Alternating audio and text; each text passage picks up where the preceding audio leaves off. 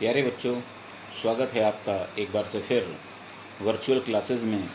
और कक्षा 10 विज्ञान उपविषय जीव विज्ञान के अंतर्गत हम आपसे चर्चा कर चुके हैं पाचन तंत्र की और श्वसन तंत्र की। प्यारे बच्चों, जैसा कि आप जानते हैं कि पाचन तंत्र के अंदर हम जो भोजन लेते हैं वो भोजन घुलनशील कार्बनिक पदार्थों में बदलता है और हमारे प्रत्येक कोशिका के अंदर जाता है। इसी तरह श्वसन तंत्र में भी हमने पढ़ा कि ऑक्सीजन हमारे शरीर की प्रत्येक कोशिका के अंदर जाती है और उस भोजन का जो ग्लूकोज है, ग्लूकोज के रूप में पहुंचा हुआ है, उसका ऑक्सीकरण करती है। लेकिन यहाँ पर प्रश्न ये है कि इन सब चीज़ों को ले जाने वाला कौन है और ये किस प्रकार से हमारे शरीर की प्रत्येक कोशिका के अंदर पहुंचती हैं। हाँ, तो प्यारे बच्चों, आज का हमारा प्रकरण है परिवहन तंत्र, अर्थात लाने और ले जाने वाला तंत्र। परिवहन तंत्र में अगर आप परिवहन का अर्थ समझें या परिसंचरण का अर्थ समझें तो परिवहन का जो शाब्दिक अर्थ है वो अर्थ है लाने वाला और ले जाने वाला। आपने देखा होगा जो हमारी बसें हैं उन बसों पर भी लिखा रहता है उत्तर प्रदेश परिवहन निगम, अर्थात आपको एक स्थान से दूसरे स्थान तक ले जाने के लिए ये परिवहन, अर्थात परिवहन माने आना जाना, लाना ले जाना। तो ठीक इसी तरह से हमारे शरीर के अंदर भी आपको पता है ऑक्सीजन है, पोषक पदार्थ हैं और ऑक्सीकरण के फलस्वरूप जो कुछ वर्ज्य पदार्थ बनते हैं उन पदार्थों को भी लाने और ले जाने का काम ब्लड का होता है, जिसको हम खून भी कहते हैं, रुधिर भी कहते हैं, रक्त भी कहते हैं। ये परिसंचरण तंत्र का एक मुख्य घटक होता है जिसके द्वारा हमारे शरीर के अंदर ऑक्सीजन, पोषक पदार्थ और वर्ज्य पदार्थ जाते हैं। अब प्यारे बच्चों, जो हमारा इनको ले जाने वाला कौन है, कंट्रोल सिस्टम कहाँ है? इनका जो कंट्रोल सिस्टम है वो कंट्रोल सिस्टम है हमारा हृदय। हृदय एक पंप की तरह भांति कार्य करता है, पंप की भांति कार्य करता है।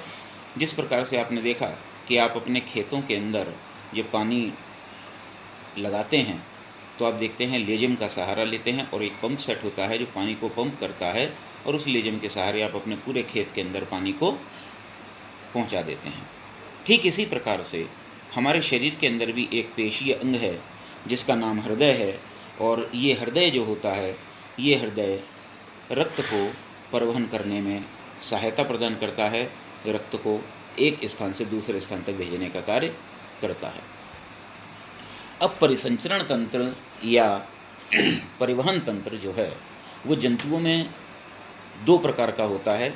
सबसे पहले प्रकार का जिसको हम बंद प्रकार का परिसंचरण तंत्र कहते हैं और दूसरे प्रकार का जो तंत्र होता है जिसको हम खुला परिसंचरण तंत्र कहते हैं। आइए इन दोनों में अंतर देखें कि बंद परिसंचरण तंत्र क्या है और खुला परिसंचरण तंत्र क्या होता है। ऐसा परिसंचरण जिसमें रक्त वाहिनियों के अंदर परिवहन करता है या परिसंचरित होता है, ऐसे प्रकार के परिसंचरण को हम बंद परिसंचरण कहते हैं। जैसे चित्र के अंदर दिखाया गया है, एक आप देख रहे हैं लाल रंग की नलिकाएं हैं, दूसरी नीले रंग की नलिकाएं हैं, एक लाल रंग की देख रहे हैं आप वाहिनियां हैं और दूसरी ब्लू कलर की वाहिनियां हैं। इन दोनों के अंदर रक्त बह रहा है जिस प्रकार से हमारे शरीर के अंदर होता है। आप अगर अपने शरीर को देखें तो यहाँ पर आप देखेंगे कि आपको कुछ नसों जैसी संरचना दिखाई देती है, अर्थात ट्यूब जैसी संरचना दिखाई देती है। यही संरचनाएं वाहिनियां कहलाती हैं। ये धमनियों में और शिराओं में बटी होती हैं और जहाँ पर धमनियाँ और शिराएं दोनों मिलती हैं वो स्थान केशिका जाल कहलाता है। आप देखें इसके अंदर एक ट्यूब मोटी, दो ट्यूब मोटी दिखाई दे रही हैं आपको रेड कलर की और सबसे नीचे ब्लू कलर की, और ये दोनों आपस में जो मिली हुई हैं ये केशिका जाल के द्वारा मिली हुई हैं।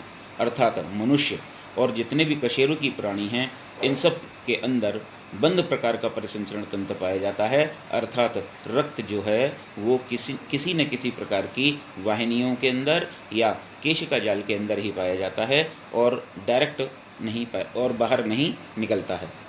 दूसरा परिसंचरण तंत्र जो है वो खुला परिसंचरण तंत्र है। और ये खुला परिसंचरण तंत्र जो है हमारा,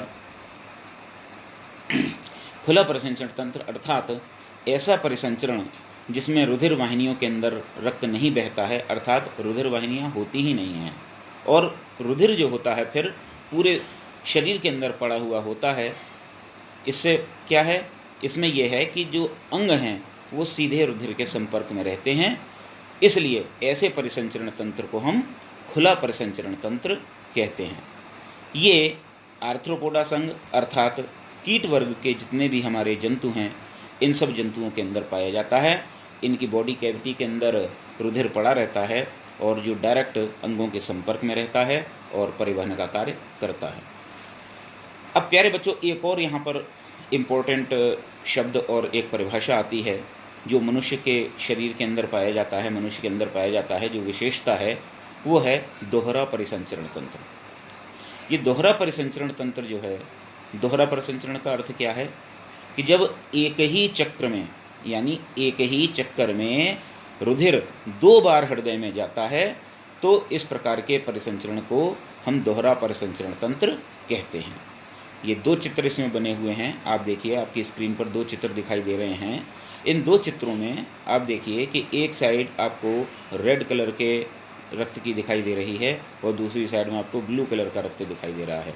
यहाँ रेड और ब्लू का अर्थ आर्टिस्टिक रूप में आपको समझाना नहीं है, यहाँ पर शुद्ध रक्त और अशुद्ध रक्त से इसका अर्थ है जो लाल रंग से आपको रुधिर वाहिनियाँ दिखाई दे रही हैं वो शुद्ध रक्त है, और जो ब्लू है वो आपका अशुद्ध रक्त अर्थात डीऑक्सीजनेटेड, और जो आपका रेड कलर का आपको दिखाई दे रहा है ये ऑक्सीजनेटेड ब्लड है, क्योंकि यहाँ पर रक्त शुद्ध हुआ है। अब आप सबसे ऊपर देखें, ये लिखा हुआ है पल्मोनरी सर्किट।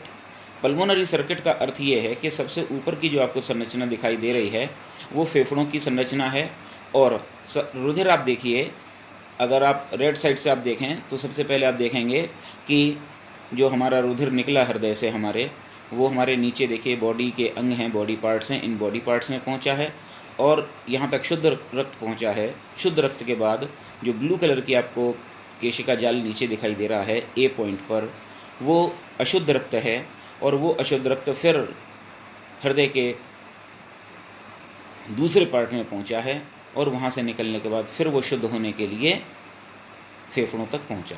तो यहाँ पर देखिए आपको कि रक्त जो है फेफड़ों से आया, फेफड़ों से हृदय में आया, हृदय से फिर बॉडी के अंदर आया, बॉडी से फिर हृदय में आया, और हृदय से फिर शुद्ध होने के लिए कहाँ पहुँचा, फेफड़ों के अंदर पहुँचा।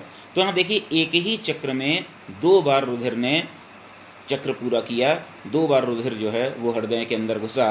पहला जब शुद्ध होके आया तब, दूसरा जब अशुद्ध हुआ रक्त तब आया। तो प्यारे बच्चों, इस प्रकार के परिसंचरण तंत्र को हम दोहरा परिसंचरण तंत्र कहते हैं। बहुत ही इम्पोर्टेंट क्वेश्चन है और ये एग्जाम में बार बार पूछा जाता है, इसलिए अच्छी तरह से याद कर लीजिए कि दोहरा परिसंचरण तंत्र क्या होता है। अब मुख्य बात है कि जो हमारा परिसंचरण तंत्र है इसमें कौन से मुख्य अंग हैं और कौन कौन से इसके मुख्य घटक होते हैं। तो प्यारे बच्चों, परिसंचरण तंत्र के जो मुख्य घटक और अंग हैं उसमें सबसे मुख्य अंग जो है वो हमारा हृदय है। ये मांसल पेशी ऊतकों के द्वारा बना हुआ एक अंग है जो निरंतर गति करता रहता है। आपको हमने 3 प्रकार की पेशियां बताई थीं, रेखित पेशियां, अरेखित पेशियां और हृदय पेशियां, जिसमें हृदय पेशियों में आपको बताया था कि हृदय के अंदर हृदय पेशियां पाई जाती हैं, और ये पेशियां जो हैं वो उम्र भर, जब तक इंसान की या जीव की ज़िंदगी है, जब तक वो जीवित है तब तक ये कार्य करती रहती हैं, ये न थकती हैं। तो इसका बना हुआ एक हमारा अंग है जिसको हम हृदय कहते हैं। ये रक्त को पंप करने का कार्य करता है, इसके द्वारा हृदय पंप होता है, इसके द्वारा रक्त पंप होता है और रक्त जो है पूरे शरीर के अंदर जाता है। दूसरा, जैसा कि आपको बताया कि रुधिर ही है जो ऑक्सीजन को और वर्ज्य पदार्थों को और पोषक पदार्थों को लेकर जाता है। इसका सीधा सीधा अर्थ ये है कि परिसंचरण तंत्र के अंदर रुधिर भी बहुत मुख्य भूमिका निभाता है। आपने पिछली क्लासों के अंदर रुधिर के बारे में पढ़ा भी होगा, लेकिन एक बार फिर हम इसको पढ़ेंगे कि रुधिर प्लाज्मा से मिलकर बना होता है और रुधिर कणिकाओं से मिलकर बना होता है। 3 प्रकार की रुधिर कणिकाएँ, आरबीसी, डब्ल्यूबीसी और रुधिर प्लेटलेट्स, इनके बारे में हम आगे विस्तार से चर्चा करेंगे। और तीसरा, रुधिर वाहिनियाँ अर्थात धमनी और शिराएँ। इन धमनी और शिराओं के अंदर ही हमारा रक्त एक स्थान से दूसरे स्थान तक जाता है। तो 3 मुख्य घटक हो गए और हम शुरू करेंगे सबसे पहले हृदय की संरचना। आपको गृह कार्य के रूप में हम